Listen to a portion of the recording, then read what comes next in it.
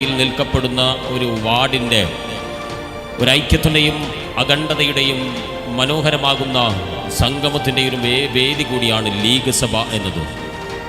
League സഭ വെറും ലീഗുകാർക്ക് മാത്രമായിട്ടുള്ളൊരു സഭയല്ല, മറിച്ച് ഒരു വാർഡിലെ മൊത്തം ആളുകളെയും ഉൾപ്പെടുത്തുക എന്ന ലക്ഷ്യബോധത്തിൻ്റെ പേര് കൂടിയാണ് ലീഗ് സഭ എന്നത്.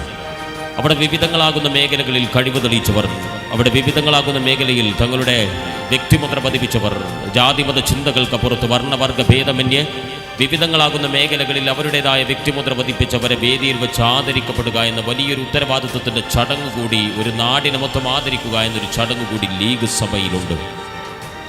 ലീഗ് സഭ നിങ്ങൾക്ക് മുമ്പിൽ സമർപ്പിക്കപ്പെടുമ്പോൾ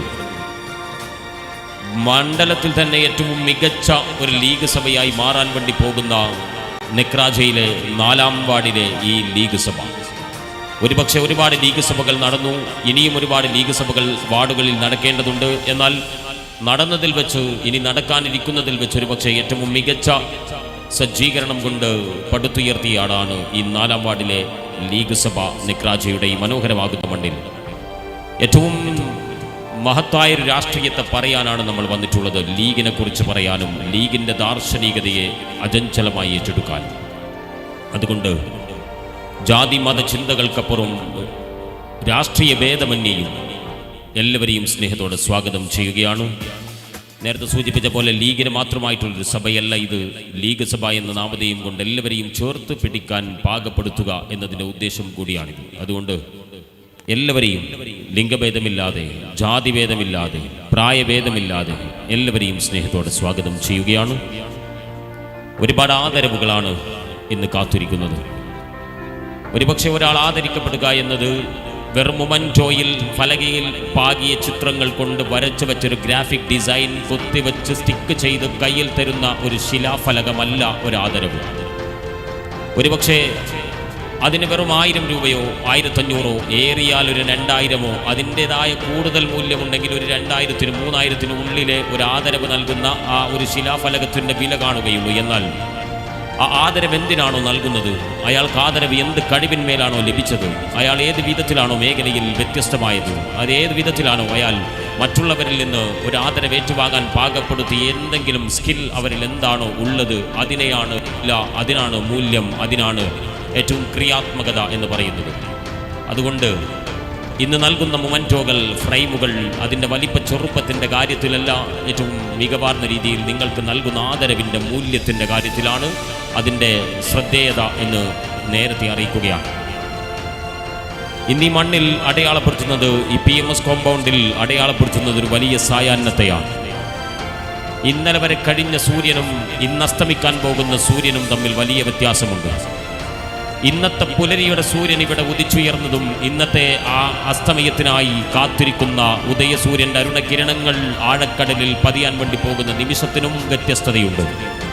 ഇന്നലെ വെറും ഒരു ദിവസമായിരുന്നു ഈ മണ്ണിന്, ഇന്നലെ വെറും ഒരു 24 മണിക്കൂറായിരുന്നു ഈ മണ്ണിന്, ഇന്നലെ വെറും ഒരു പകലും ഒരു രാത്രിയും ഒരു ദിനരാത്രത്തിൻ്റെ കോമ്പിനേഷനും മാത്രമായിരുന്നു ഈ മണ്ണിന്. എന്നാൽ ഇന്നങ്ങനെയല്ല.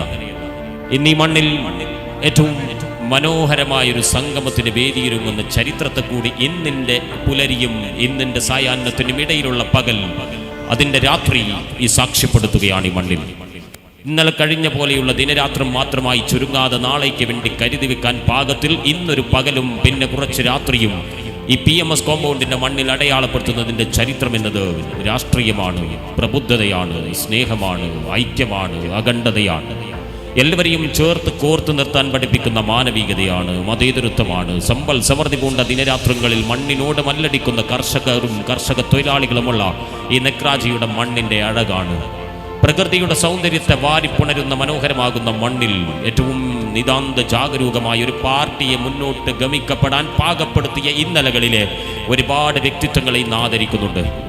ഈ മണ്ണിൽ മുസ്ലിം ലീഗ് തേരോട്ടം നടത്തിയവർ, ഈ മണ്ണിൽ മുസ്ലിം ലീഗിന് വിത്തുവാങ്ങിയവർ, ഈ മണ്ണിൽ മുസ്ലിം ലീഗിൻ്റെ ഏറ്റവും മികവാർന്ന രാഷ്ട്രീയത്തെ ഏറ്റെടുത്തവർ, ഏത് പ്രതിസന്ധിയുടെ ആഴക്കയത്തിൽ നിന്നും ലീഗ് രാഷ്ട്രീയത്തെ വിടാതെ ഇടനെഞ്ചിൽ കോർത്ത് വെച്ച് 2025 ജനറേഷനിലേക്കും അത് കോർത്ത് വെക്കാൻ പാകപ്പെടുത്തിയെടുക്കുന്ന ചിലരുണ്ട് നമുക്കിടയിൽ. അവരൊന്നും ആഗ്രഹിച്ചിട്ടില്ല, ഒരു വാർഡ് മെമ്പർ ആകണമെന്ന് പോലും അവർ ആഗ്രഹിച്ചിട്ടില്ല. അവർ വാർഡിൻ്റെ പ്രസിഡന്റ് ആകണമെന്നോ സെക്രട്ടറി ആകണമെന്നോ മുന്നോട്ടുള്ള പ്രയാണത്തിൽ ഒരു MLA ആകണമെന്നോ എനിക്ക് കുറേ ആളുകൾ കൂടെ നെറ്റി ഒരു നേതാവാകണമെന്നോ അവർ ആഗ്രഹിച്ചിട്ടില്ല. മറിച്ച് ലീഗ് തകരാതെ നിൽക്കണം, അതിന് ഞാനൊരു ആളായി മാറണം എന്നവർ ആഗ്രഹിച്ചു. ലീഗ് ഒരിക്കലും തകരാതെ നമ്മുടെ മക്കൾക്ക് നമ്മുടെ പച്ചക്കൊടി കൈമാറണം, അവരിൽ നിന്ന് മറ്റൊരു മക്കളിലേക്ക്, പിന്നെ അത് തലമുറ കൈമാറി വീണ്ടും വീണ്ടും ഉദിച്ചുയർന്ന വജ്രശോഭയിൽ തിളങ്ങണം എന്നവർ ആഗ്രഹിച്ചു. ഒരു വാർഡ് മെമ്പർ പോലും ആഗ്രഹിക്കാതെ പാർട്ടിയെ വളർത്തിയ നമ്മുടെ തലമുറയുണ്ട്. അവർക്കാണ് നമ്മൾ വലിയ സല്യൂട്ടും അവർക്കാണ് നമ്മൾ വലിയ ആദരവും ഇവിടെ നൽകാൻ വേണ്ടി പോകുന്നത്.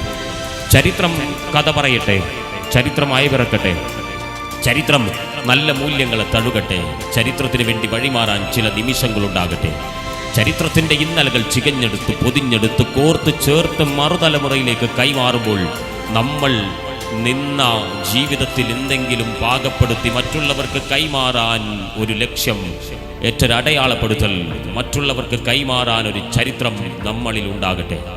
നീ നിന്റെ ജീവിതത്തിൻ്റെ ഇന്നലകൾ ചിലവഴിച്ചത് എന്തിനെന്ന് മടങ്ങിപ്പോകുമ്പോൾ റബ്ബ് ചോദിച്ചാൽ, ഞാൻ എൻ്റെ നാടിൻ്റെ സേവകത്വം വഹിക്കുന്ന രാഷ്ട്രീയത്തിൻ്റെ പ്രബുദ്ധതയിൽ മുസ്ലിം ലീഗ് എന്ന രാഷ്ട്രീയ പാർട്ടിയെ ഇടനെഞ്ചിൽ കോർത്തു വെച്ച് നന്മ കൊണ്ട് അധിഷ്ഠിതമായ പ്രവർത്തനങ്ങൾക്ക് ചുക്കാൻ പിടിച്ച വഴിത്താരയിൽ ഏറ്റവും മനോഹരമായൊരു സമുദായത്തെയും ഒരു സമൂഹത്തെയും ഒരു രാഷ്ട്രീയത്തെയും വാർത്തെടുക്കാൻ പാകപ്പെടുത്തിയ ഒരു പാർട്ടിയിൽ ഞാൻ പ്രവർത്തിച്ചിരുന്നു. അതിൻ്റെ നേതാവ് ഖായിദെ മില്ലത്ത് മുഹമ്മദ് ഇസ്മായിൽ സാഹിബായിരുന്നു. അവരുടെ നേതാവ് നമ്മുടെ എല്ലാവരുടെയും നേതാവായ പ്രവാചകൻ മുഹമ്മദ് മുസ്തഫ സല്ലല്ലാഹു അലൈഹി വസല്ലമ തങ്ങളായിരുന്നു എന്ന് പറയാൻ ഏറ്റവും മികവാർന്നൊരു രാഷ്ട്രീയ പാർട്ടി ഈ ലോകത്തുണ്ടെങ്കിൽ അതിൻ്റെ പേരാണ് ഇന്ത്യൻ യൂണിയൻ മുസ്ലിം ലീഗ്.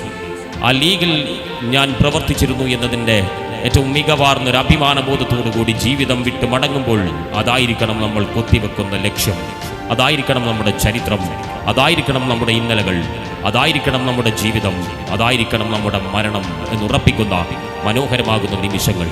മറ്റുള്ളവരെ കാണുമ്പോൾ മുഖം തിരിച്ച് നടക്കരുത് എന്ന് പഠിപ്പിച്ചത് പ്രവാചകനാണ്. മറ്റുള്ളവരോട് പുഞ്ചിരിക്കണം എന്ന് പഠിപ്പിച്ചത് പ്രവാചകനാണ്. നീ നിന്റെ അയൽവാസി പട്ടിണി കിടക്കുമ്പോൾ വയറ് നിറച്ചുണ്ണുകയാണെങ്കിൽ എൻ്റെ സമുദായത്തിൽ പെട്ടവനല്ലെന്ന് പഠിപ്പിച്ചത് പ്രവാചകനാണ്.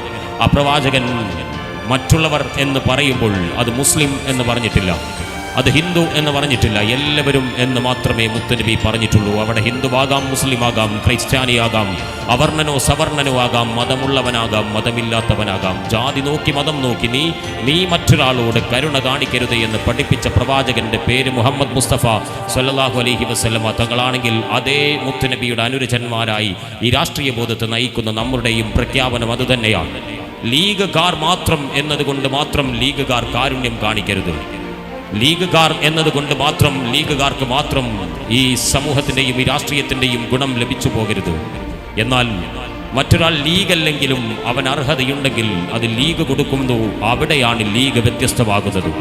മറ്റൊരാൾ ഒരു വീടിന് അർഹനാണെങ്കിൽ ആ വീട് അർഹതപ്പെട്ടവൻ ഏത് മതമാകട്ടെ, ജാതിയാകട്ടെ, ലീഗാകട്ടെ, ഏത് പാർട്ടിയുടേതാകട്ടെ, പക്ഷേ ലീഗാണ് അവർക്ക് അർഹതപ്പെട്ടു എന്നതുകൊണ്ട് കൊടുക്കുന്നതെങ്കിൽ അവിടെയാണ് ലീഗ് വ്യത്യസ്തമാകുന്നത്.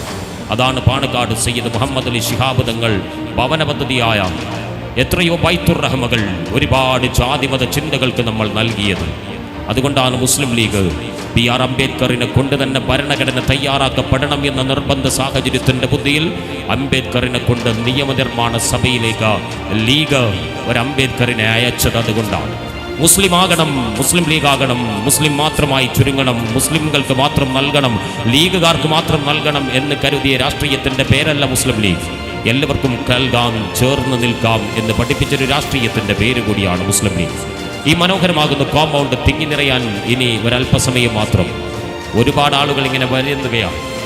അതുകൊണ്ട് തന്നെ നിങ്ങൾ ഈ ഇരിക്കുന്ന സമയം വെറുതെ സ്ക്രീൻ നോക്കി ഇരിക്കണ്ടല്ലോ എന്നതുകൊണ്ട് തന്നെ നിങ്ങൾക്ക് മുമ്പിൽ ഈ മൈക്ക് എടുത്തതാണ്. നേരത്തെ 4 മണി എന്ന് പറയുമ്പോൾ ആ 4 മണിയാകുമ്പോഴേക്കും വന്നിരുന്ന പ്രിയപ്പെട്ടവരാണ്. നേരത്തെ സൂചിപ്പിച്ച പോലെ ഒരു വാർഡ് മെമ്പർ ആകണമെന്ന് ആഗ്രഹിച്ചു വന്നവരല്ല, ഏതെങ്കിലും അധികാരത്തിൻ്റെ കുപ്പായം തുന്നിയിട്ട് വെച്ച് വന്നതല്ല, ഏതെങ്കിലും ഒരു ആളെ കുട്ടി ആളാകുന്നൊരു നേതാവാകണം എന്ന് പറഞ്ഞു വന്നവരല്ല, മറിച്ച് ലീഗിനെ പ്രണയിച്ചു വന്നവരാണ്, ലീഗിനെ സ്നേഹിച്ചു വന്നവരാണ്, ലീഗിന്റെ നെഞ്ചിൽ ചേർത്ത് വച്ചവരാണ്. ഇന്നിൻ്റെ ഛായാന്നത്തെ പുൽകിയ ലീഗ് ഇന്നലകളിൽ ചരിത്രം അടയാളപ്പെടുത്തുമ്പോൾ അതിൻ്റെ കൂടെ പാനപാത്രമായി നിലകൊണ്ടവരാണ്. മണ്ഡലത്തിൽ തന്നെ ഏറ്റവും മികവാർന്നൊരു ലീഗ് സഭയ്ക്കാണ് നമ്മൾ സാക്ഷ്യം വഹിക്കുന്നത്. എന്താണ് ലീഗ് സഭ? നേരത്തെ അറിഞ്ഞാൽ അത് നല്ലതാണ്. ലീഗ് സഭ എന്നത് കാസർഗോഡ് നിയോജക മണ്ഡലം കമ്മിറ്റിയുടെ പരിധിയിൽപ്പെട്ട എല്ലാ വാർഡുകളിലേക്കും തെരഞ്ഞെടുപ്പെത്തുന്നതിന് മുമ്പേ ഒരുങ്ങുക എന്ന ലക്ഷ്യബോധത്തിൻ്റെ പേര് കൂടിയായി പ്രവർത്തനപരത അടയാളപ്പെടുത്തിയൊരു മഹത്തായൊരു പദ്ധതി പ്രഖ്യാപനത്തിൻ്റെ പേര് കൂടിയാണ് ലീഗ് സഭ എന്നത്. ലീഗുകാർക്ക് നടുവിൽ നിന്ന് ലീഗുകാരല്ലാത്തവരെയും ചേർത്ത് പഠിപ്പിക്കുന്ന മാനവികതയുടെ പേര് കൂടിയാണ് ലീഗ് സഭ.